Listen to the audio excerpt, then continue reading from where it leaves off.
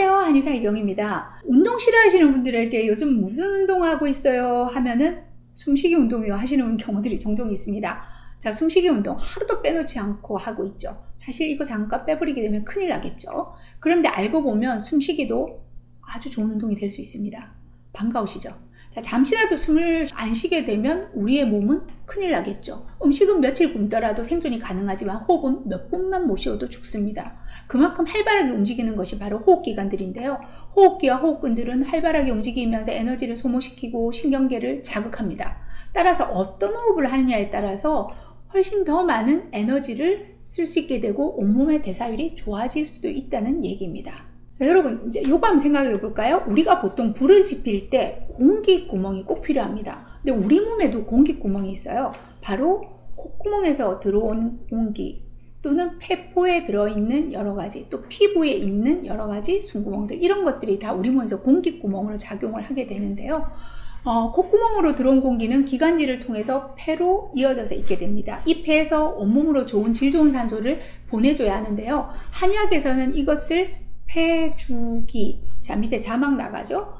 즉 폐가 모든 기를 컨트롤한다고 말하고 있습니다. 그래서 동양의 건강법은 호흡을 굉장히 중요하게 여겨서 각종 기공법, 명상법, 단전호흡, 나아가서는 무술에서도 호흡법을 기본으로 가르칩니다.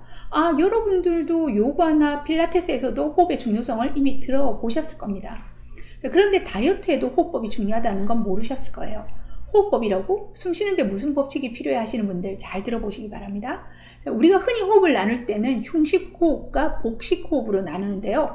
호흡의 깊이에 따른 구분이라고 보셔도 무방합니다. 즉 코로 들어온 공기가 이 흉곽만을 채우고 나가는 호흡을 흉식호흡이라고 하죠. 이런 거죠. 이렇게 가슴만 들폈다가 또 다시 발산이 되는 거죠. 그런데 복식호흡은 숨을 깊이 들어 마심으로써 폐가리마다 공기를 충분히 채운 다음에 폐포가 쫙 늘어나서 공간을 다 활용하는 호흡법입니다. 좋은 호흡이란 균일하고 깊은 호흡을 뜻하며 따라서 한 번에 많은 양의 공기를 받아들여서 폐를 충만하게 채우고 그 결과 온몸의 기를 충분히 퍼뜨릴 수 있는 호흡법이라고 말씀드릴 수 있는데요. 그렇다고 한다면 복식호흡이 좋은 호흡법이 될 수밖에 없습니다. 자, 복식호흡을 하게 되면요. 먼저 폐가 굉장히 팽창을 더 잘하게 되죠. 그러면 자, 우리 몸의 옆에는 갈비뼈가 막고 있어요. 그러면 폐가 팽창을 할 때 옆으로 늘어나는 데는 한계가 있다 보니 폐는 밑에 있는 횡격막을 밀어서 아래로 확장시키게 됩니다. 늘어난 횡격막은요, 그 아래에 있는 내장을 자극하게 되고 부교감 신경계가 활성화됨으로써 신체는 안정적으로 변하게 됩니다. 자, 그렇다면 복식호흡이 좋은 것은 알겠는데 비만과는 무슨 상관일까요? 복식호흡으로 인한 심호흡은요, 심폐기능을 강화시키고 온몸의 기기순환을 촉진하는 효과가 있습니다. 비만 환자분들은 대부분 심폐기능이 저하되어 있는 경우가 많고 그 때문에 습담, 어혈과 같은 노폐 독소가 쌓여서 전신의 기혈순환이 또 저체되게 되고 그러다 보니 또 독소는 제거가 안 되고 이런 악순환을 반복하게 되죠. 근데 이럴 때 바로 복식호흡이 도움을 주게 됩니다. 또 하나, 앞 시간에 비만의 주범, 다이어트에 적이 되는 폭식에 대한 설명해 드렸는데요. 바로 이 폭식의 관리에도 복식호흡이 도움이 됩니다. 보통 폭식의 경향은요, 스트레스와 연관되어 있어요. 한의학적으로는 심화, 간화라고 명명하는 이러한 스트레스로 울체되어 있는 열은요, 이상식욕을 부르게 되고 이 과정이 지속되면 식욕은 균형 있게 좋아하는 호르몬들의 조화를 잃게 되어서 수시로 불려나가다 보니 폭식을 하게 됩니다. 이 과정에서 몸은 항상 과도한 스트레스 상태에 노출되게 되죠. 물론 단기적으로 교감신경계가 활성화되어 있는 스트레스 흥분 상태일 때는 식욕이 일시적으로 떨어지기도 하지만 이 화증과 우울증이 반복되는 과정에서 몸은 자연스럽게 폭식으로 당분 섭취를 늘려서 육체적인 스트레스 상태를 해결하려고 하게 됩니다. 근데 완만하고 깊은 복식호흡을 하게 되면 부교감 신경계가 자극되게 되고 신경을 안정시켜주게 되죠. 또 불안과 초조한 상태는 완화시키게 됩니다.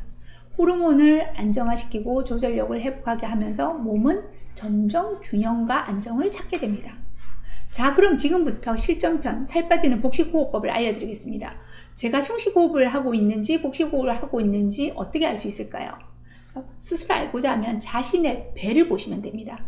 복식호흡을 잘하고 있는지는 숨을 들어 마실 때 배가 나오고 내쉴 때는 배가 꺼지는 걸 눈으로 확인하시면 되는데요. 실내가 어린아이들입니다. 어린 아기들이 잠을 잘 때 한번 보셨나요? 보면 아기들이 색색 잠을 잘 때 보면 배가 굉장히 높이 오르락 했다가 또 꺼지는 걸 볼 수 있습니다. 아기들은 복식호흡 선수입니다. 자, 그럼 형식호흡은 어떤 형태일까요? 여러분 화가 나셨을 때 어떻게 하세요? 이렇게 씩씩거리는 느낌 드신 적 있으시죠? 이게 대표적인 형식호흡입니다. 즉 우리가 나이가 들면서 흥분 상태가 되면서 몸이 스트레스에 시달리다 보면 타고난 복식호흡을 포기하고 짧은 형식호흡에 익숙해지는 겁니다. 복식호흡이 의외로 쉽지는 않으실 텐데요. 처음에 연습하실 때는 일정 시간을 내서 눈을 지그시 감고 숨을 고르게 쉬도록 연습하시면 좋겠습니다. 허리를 이렇게 쭉 펴고 편안하게 앉아서 손은 아랫배에 대고 하시는 것이 좋은데요. 그래야 제 배가 나가는지 들어가는지를 확인하실 수 있습니다.